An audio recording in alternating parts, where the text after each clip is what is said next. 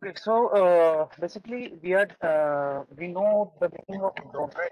Drone is something because as you see previously while flying, previously in marriages and any other shooting and all those times. But basically the main meaning of drone is dynamic remotely operated navigation equipment. So you have equipments, and in that you are giving certain type of planning mission, and you are executing that navigation of equipments. Either it is inside the water in sea area, it is on a ground small robotics, and in air as well. So basically, we have now dealing with the aircraft UAV, which is called as unmanned aircraft vehicles UAV. So coming from the second part, okay. So there are different type of drones. There are two types of drones. First of all, they are categorized in two parts. One is a multi-rotor and fixed wing. So multi-rotor is again differentiate according to their uh, how many motors that we are putting inside, how many what do you call, how many navigations autopilots we are putting inside. There are different type of navigations also. One of the famous navigation right now is called as the swarming drones. Coming to the second part, as you see here, quad rotor. Quad in the sense of there are only four rotors inside your drone, and it is in a I shape. So basically, whatever the new indigenous drone, they are most of the indigenous drone are following the same design as quad rotor one. Second is the quad rotor X, which has also four what do you call, the four motors inside, and hexa. So there are different types of hexa rotors, hexa rotor 5, octa rotor, and octa rotor 5.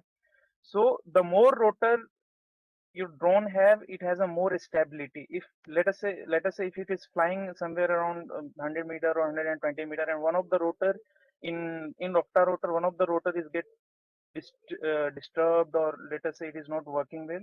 So out of that, 7 is still is it can make stable your all drones. Okay, now this is about the multi-rotor. Coming to the fixed wings, so the fixed wing is categorized according to the shape of their wings. Now, as you see here, there are rectangular straight wings, tapered straight wing, elliptical straight wing. So the more the in elliptical, you will get the more what you call the more L by D ratio. So lift by drag ratio, so it can glide up to a certain range. Second is a swept wing. If you wanted to make a small drones, let us say ki, 30 centimeter by 30 centimeter, or 40 centimeter, then you can go with the straight wings. Now, coming to the next part, anatomy of drones. So as you see here, we have a different type of this is a quadcopter, and in quadcopter we have so first of all, basically what happened when you are making a drone, you have to design its part according to the how many motors you are putting inside, what are the applications that you are going to execute with your drone. So here we have four motors and electric speed controller along with that. In every motors, it has electric speed controller. So what exactly why we are putting electric speed controller is one of the main reason behind it, control their speed. And second, whatever the maneuvering we are doing right now in terms of let us say ki yawing, pitching, and roll, we can control the speed of the motor, and according to that we can wait a minute. Okay, so according to the motor speed, we can maneuvering different types of what you call the pitch, roll, and yaw value. Now, battery. Coming to the battery sections also here. So basically, now in these days, many people are using the LiPo battery, lithium polyol battery, lithium ion also in previously, and the new researches right now which is going on according with reference to the battery is a small gas turbine engine. They are scaling up at a certain label the biggest gas turbine engine is right now scaling at a 1 raised to 10 or 1 raised to 11 something. And second option is your this one fuel cells. So the battery in future, maybe after 10 15 years, we will get to say about that. We have a drone which has a capacity of around 4 hour, 5 hour or 6 hours, something like that. Also also they have a flight controller where actually you can so autopilot and flight controller, these are the basic anatomy of our drone. So as you see here, this is one of the so this is actual electronics behind our drones. Also we have a four motors in two of the motors in diagonally, two of the motors have a counter clockwise rotation, and two of them has a anti-clockwise rotation. Also we have a telemetry here which includes the telemetry related transmission with radio frequency, your acceptor and your ground control station. So and also all of the electrical circuits can be put it inside. Is it clear? Any questions right now? Hello?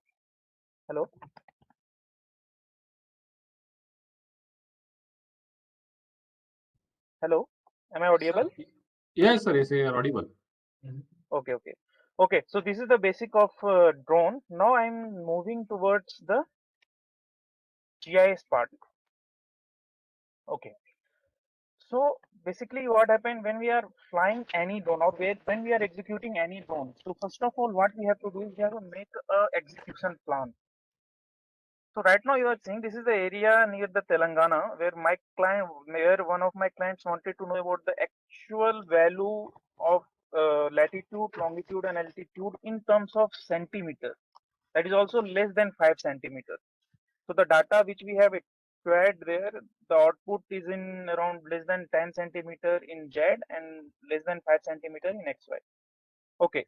Now, how we are executing the missions of drone? So first of all, we whenever we are going to fly, first of all we are make a KML, or we make some latitude longitude area. In that one, we make all those plans. So this is the plan, the mission planning has done in mission planner software, which is easily available. Anyone can download it and actually make that plan. And after that, as you see here, there are certain points. So this point is nothing but the camera. Whatever the images that we are capturing here, it is showing that images. But that images, whenever capturing any images, it has a geotagged value, but the value is much more than meters. Let us say 4 meter, 5 meter, or 6 meter, something like that. Okay, so software name is AGS Soft. There are different types of software. One is what right now we are using is AGS Soft, and in market there are Pix4D and different types of software. But basically, the most of the people are using right now is AGS Soft. Now, coming to the second part, this is the mission planning and also the overlap, side slip, and payload. So these are the three major factors which can affect your planning. So first of all, overlap. For execution of any, let us say, drone, when we are executing our drone in mines area, so you have to very careful with the overlap. If you wanted to do accuracy of less than 10 centimeter or 5 centimeter, then you have to take the overlap is around 85 to 90, 85 to 90%. So the stitching part will be much more. Also, in mining area, you have to do with the cross grid. So what happened in cross grid? The more number of images are the different angle you will get. So it can also be helpful. The side slip. Slip basically remote sensing. These are the two where what can be useful as well as for satellite imaging, as well as for drone imaging, and of course which we are flying out. In this, the total area which we are flying right now has this one. has around 20. We have 21 megapixel of camera, which has an effective of 15 megapixel, and also the payload has different type of value. Let us say in terms of what is the focal length of the payload, how much, what is the value of that, what is the value of that lens, and all those.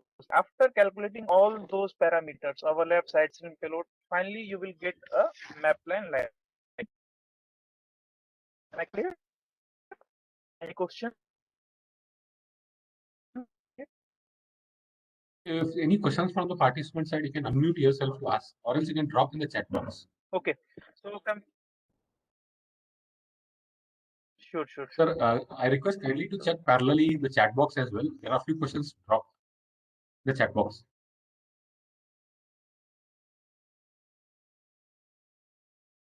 Yeah. So whatever the questions.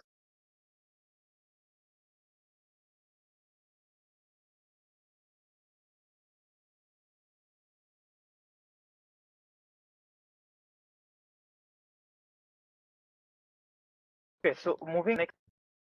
Okay. Okay.